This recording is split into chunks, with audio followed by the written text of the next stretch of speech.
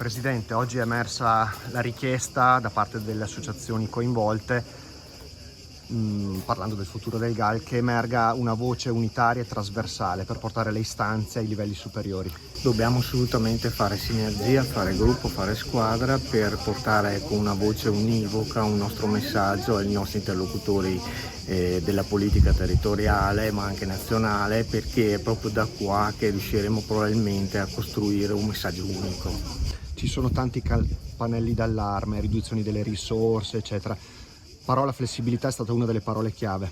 Sì, flessibilità è stata una parola chiave, sono molte le criticità, probabilmente riduzione delle risorse. È proprio in questo momento che dobbiamo fare sinergia per razionalizzare le risorse che verranno innescate sui territori in modo più efficace, in modo univoco e complementare, quindi facendo squadra e presentandoci come gruppo unico per i nostri territori. E oggi abbiamo dato un bel esempio, no?